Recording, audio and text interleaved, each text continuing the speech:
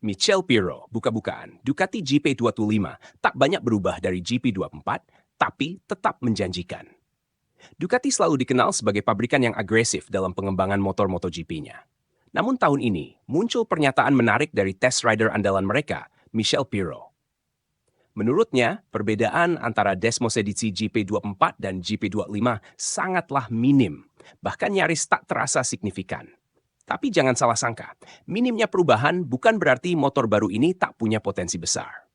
Pirro, yang sudah bertahun-tahun menjadi tulang punggung pengembangan teknis Ducati, menguji motor GP25 dalam sesi tes pribadi di Misano beberapa waktu lalu.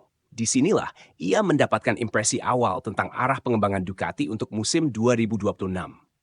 Meski secara visual dan performa tidak terlalu mencolok dibanding GP224, ia menegaskan bahwa ada detail kecil yang membuat GP225 tetap menarik untuk dikulik. Kalau dilihat sekilas, kamu mungkin akan bilang ini motor yang sama, ujar Pirro.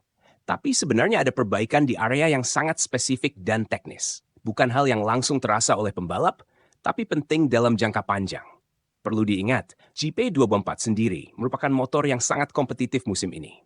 Marc Marquez, Francesco Bagnaia, dan Jorge Martin menggunakan versi ini dengan performa luar biasa di berbagai lintasan. Tak mengherankan jika Ducati memilih jalur evolusi ketimbang revolusi.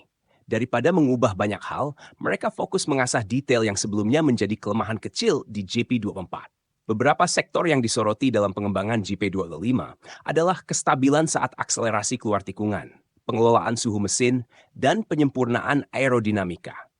Di MotoGP modern, perbedaan sepersekian detik bisa ditentukan oleh sayap kecil di fairing atau cara kerja pendingin mesin. Ducati tampaknya menyadari hal itu dan memilih untuk bermain cermat.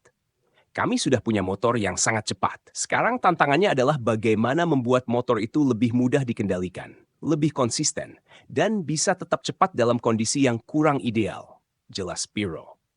Meski tidak menyebutkan angka pasti, ia menegaskan bahwa Ducati ingin memastikan semua pembalap mereka mendapatkan motor yang lebih bersahabat dan tidak hanya bergantung pada kemampuan fisik atau gaya balap tertentu. Artinya, fokus pengembangan juga menyasar kestabilan, efisiensi ban, dan kontrol tenaga mesin yang lebih halus. Menariknya, pendekatan ini juga sejalan dengan gaya balap para rider Ducati saat ini. Marc Marquez misalnya dikenal sebagai pembalap yang agresif namun sangat peka terhadap feeling motor. Sedangkan Pecco Bagnaia lebih mengandalkan konsistensi dan teknik. Dengan karakter motor yang lebih ramah, Ducati bisa menjembatani gaya keduanya dan memberi keuntungan kompetitif di semua sirkuit.